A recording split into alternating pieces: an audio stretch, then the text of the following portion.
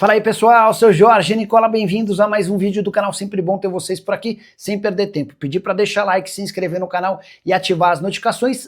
Hora de falar sobre o Cruzeiro, o que pode tirar Paulo Pelaipe da Raposa? Ele tem a oferta do Grêmio. Já contei para vocês no final de semana que o Pelaipe não aceitou, ainda não respondeu à oferta do Tricolor Gaúcho, mas existem alguns pontos que pesam muito para que no fim dessa temporada o Pelaipe se decida por voltar ao Grêmio, deixando o Cruzeiro. Primeiro ponto, a mãe do Pelaipe, 93 anos de idade, ela mora em Porto Alegre e pediu para que o filho esteja mais perto dela, nesse resto final de vida da mãe do Pelaipe, e esse pedido é super importante. Outro ponto, o Grêmio fez ao Pelaipe a melhor oferta que o Pelaipe já teve do ponto de vista salarial ao longo de toda a carreira, e olha que o Pelaipe trabalha na bola desde 1979, começou justamente no Grêmio, e esse ponto também pesa.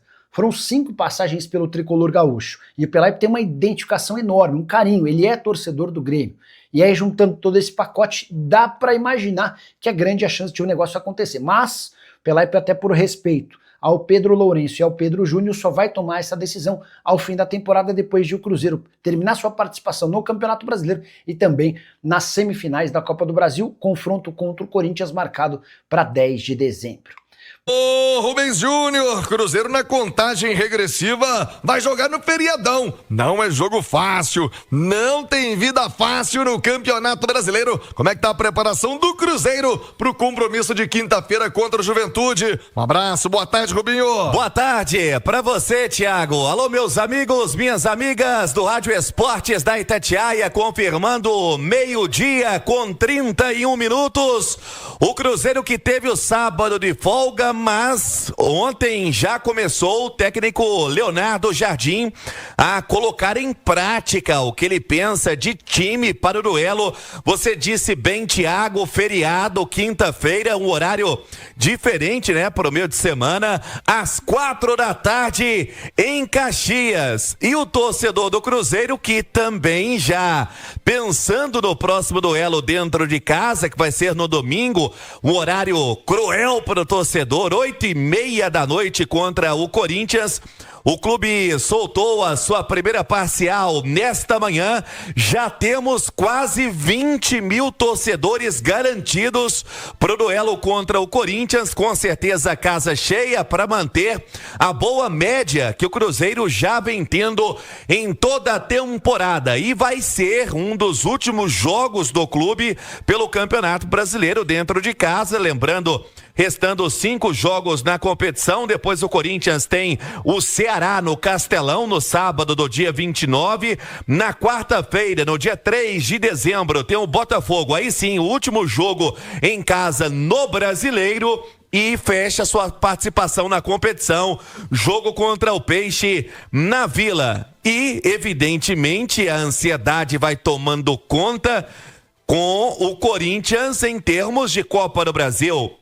No dia 10 de dezembro, no Gigante da Pampulha, então no próximo domingo, já tendo esse tira-tema também da primeira partida pela semifinal da Copa do Brasil. Thiago, sobre o time, o que a gente pode passar para o torcedor?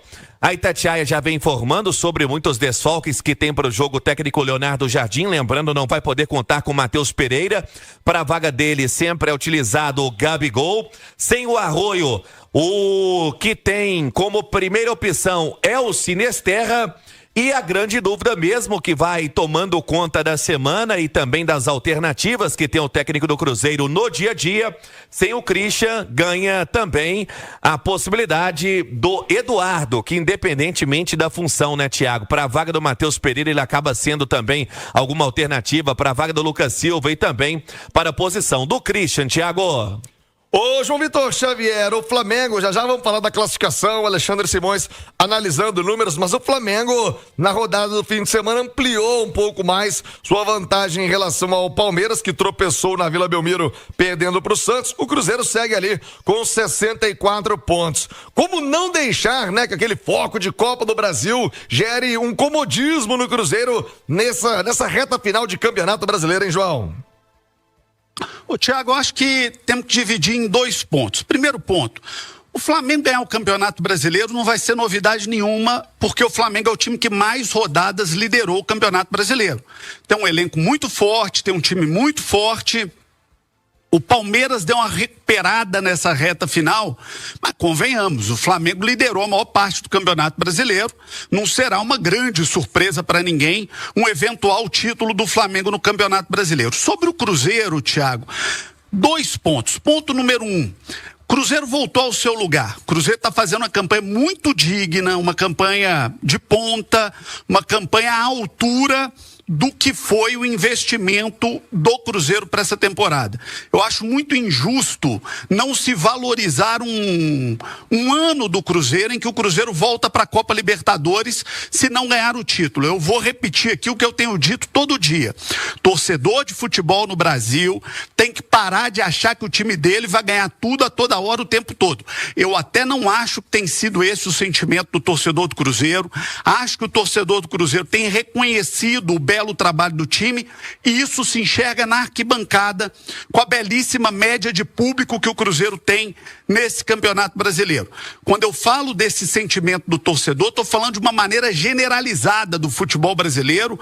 Quando você vê aí Flamengo sendo cobrado, Palmeiras sendo cobrado, Atlético sendo cobrado, de uma maneira geral, o torcedor do Brasil tem perdido o racional em relação à realidade de um futebol que só 1 ou 2 times vão ganhar títulos importantes na temporada. Então esse é um ponto. Cruzeiro faz um belo ano, o torcedor do Cruzeiro tem reconhecido isso e acho que o papel do Cruzeiro no Brasileiro está muito bem cumprido. Se ganhar o Campeonato Brasileiro, que maravilha. Se não ganhar, não tem nada demais e o Cruzeiro cumpriu o seu papel voltando à Copa Libertadores do ano que vem. E o segundo ponto, Thiago, a gente tem que ver até que ponto será um eventual comodismo ou um eventual foco. Acho que o Cruzeiro pode viver daqui para frente em relação à Copa do Brasil é um foco. O Cruzeiro está aí a 3 jogos de um título importantíssimo. 2 numa semifinal contra o Corinthians e mais a decisão aí do título contra Vasco ou Fluminense. No caso, 4, né, Thiago? Então, o foco pode ser muito importante para o Cruzeiro nesse momento. Garantida a vaga na Libertadores é trabalhar para garantir a vaga direta pelo Brasileiro e depois é pensar mesmo nessa Copa do Brasil, que pode ser um título muito importante para o Cruzeiro, viu, Thiago? Valeu, João Vitor Xavier, 12:38. Ô, Rubens Júnior, tem uma última do Cruzeiro, que aliás a Itatiaia antecipou em primeira mão a troca do comando técnico do Sub-20, Rubinho. Pois é, Thiago, o Myron César, né, que muda de lado agora, deixa o América, fez um bom trabalho, teve destaque também principalmente em 2023, né, quando chegou com o Coelho na decisão da Copa São Paulo de Futebol Júnior, acabou perdendo para o Palmeiras. O Myron agora assume o Sub-20 do Cruzeiro, que na última semana havia comunicado também a saída do Luciano Dias. É uma reformulação, é um planejamento, já era algo de ter como objetivo, né, toda a direção do Cruzeiro através do Pedro Lourenço, investindo na base, pensando no futuro para ter ativos, e o Fred Cascado, que recentemente também deixou, né, a direção de futebol do América, agora vai coordenando essa parte administrativa das categorias de base. O Adilson Batista, que também está no dia a dia naquela função mais de comandar a gestão do campo, Thiago. O Myron é um ótimo profissional, fez muito pela base do América, agora tenho certeza vai brilhar também na base do Cruzeiro. Boa sorte. Vamos juntos com as primeiras do dia aqui na Samuca TV, começando com a informação sobre o jogo de basquete, hein? Hoje tem o Cruzeiro Basquete em campo, diante do Osasco, às 8 horas da noite, no ginásio Dona Salomé. Tem a venda de ingressos rolando para quem quiser comparecer nesta segunda-feira. Cruzeiro Basquete aí enfrentando um grande time do Novo Basquete Brasil.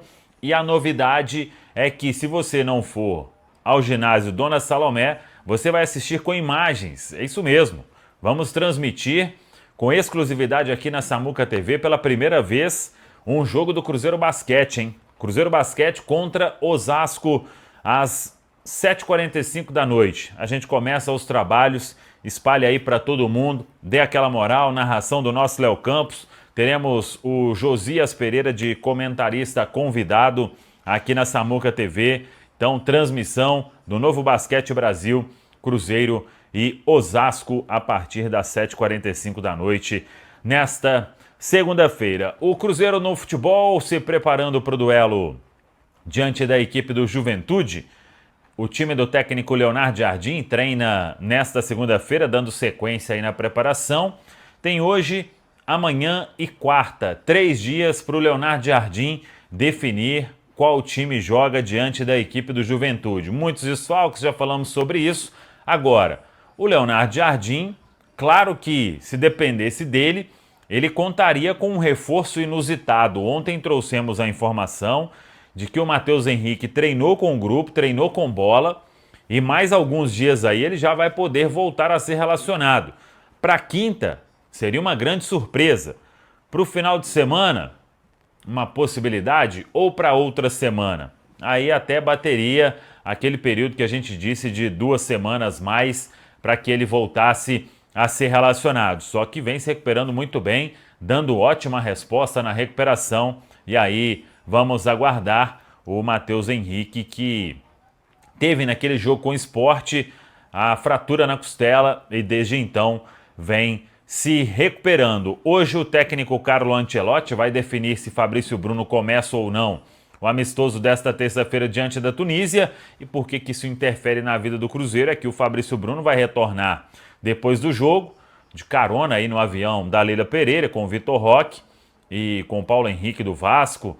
A Leila tá dando carona aí para todo mundo que fez contato. O Pedro Lourenço fez contato com a presidente do Palmeiras.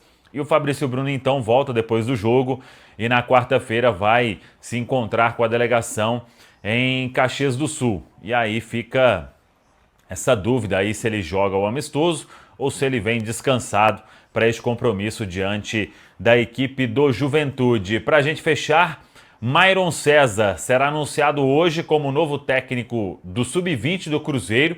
Ele já se despediu do América, o América já se despediu do treinador. O Myron César foi aí selecionado em um processo que foi conduzido pelo Joaquim Pinto, vinha se destacando no Sub-20 do América e agora será o novo técnico do Sub-20 do Cruzeiro, substitui Luciano Dias, demitido na semana passada. Tá falado, pessoal? Mas o CJ, o Pelaipe, ele tem um emprego estável aqui no Cruzeiro, né? Muita tranquilidade, os donos do clube, o Pedro e o Pedro Júnior, eles gostam muito do Pelaipe. Ele recebeu uma proposta mesmo que é bastante... que mexeu, né, com o próprio Pelaipe. No Sul eles já dão como certa a ida dele, também já davam como certa a ida do Rui Costa, né, e acabou não indo para lá. Mas o Pelaipe é um nome, sim, que é muito forte lá no Grêmio, né? Acho que depois que terminar aí Copa do Brasil, as partes vão sentar. Como o Nicola disse, né, não está tomada a decisão, mas hoje é uma tendência forte de que ele vá para o Grêmio. Agora, até o final do ano, vamos ver o que vai acontecer. O Cruzeiro também foi comunicado, né, os donos do Cruzeiro, e todos estão tranquilos quanto a essa situação, se sair, se não sair. O pessoal lá já tem todo o planejamento também preparado, e com esse departamento de futebol hoje que tem Joaquim Pinto aí como uma peça importante da engrenagem e, claro, o Leonardo Jardim, né? E você avalia como esse trabalho de 0 a 10, o trabalho do Pelaipe na avaliação do Samuca? Eu acho que ele é importante ali pela história no futebol, né? Pela vivência, no dia a dia ali. É uma peça que já viveu de tudo, né, no mundo da bola. Acho que é importante, CJ, nesse sentido. Em alguns movimentos também ele foi importante. O próprio Joaquim Pinto, no podcast lá do Cruzeiro, né, no Cruzeiro Cast, ele falou da importância do Pelaipe para conseguir o Ney servir de real, né? Que o pessoal já meio que tinha desistido e ele assumiu ali a condução do negócio e deu tudo certo. Então, acho que é uma peça uma nota que 7? É importante você ter num clube. Tanto que o Grêmio está querendo, né? Uma nota 7? De 0 a 10? 7. 7, tá bom. Espera aí que seu microfone tá fechado. A impressão é que o Pedro e o Pedrinho, né? Teve o Alexandre Matos, veio para dar uma ajuda, o Pelaipe veio. A sensação, pelo menos, que eu tenho é que eles vão assumindo, né, de vez os papéis fundamentais e colocando ali a turma deles e pegando o know-how com essas pessoas. É mais ou menos isso, Samuca? Também. Esse é um ponto. O Pedro Júnior que fica mais nessa área, né? Participando ali, aprendendo. Hoje, Rafa, o que eu vejo no Cruzeiro é que existem processos, né? E quando você tem processos bem definidos, com a chegada aí desses dois nomes que eu citei, do Joaquim e do Leonardo Jardim, né? As coisas tendem a acontecer de um jeito mais profissional, né? E tirando aquele poder centralizador, né? Porque tem uma figura que quer isso e tem que ser isso. Acho que no normal não deve ser assim um clube de futebol, né? Ô, Samuca, amanhã a gente vai falar mais de jogo. Hoje era mais extracampo. Amanhã a gente se encontra. Valeu, meu irmão? Fechou, valeu, um abraço aí pra todo mundo. Com Deus, tudo de bom. Samuca falou no Central da Toca. Fala pessoal, estamos aí com atualizações importantes do Cruzeiro. Se inscreva e ative o sininho para receber mais atualizações da Raposa todos os dias. Deixe seu like que é muito importante para o crescimento do canal.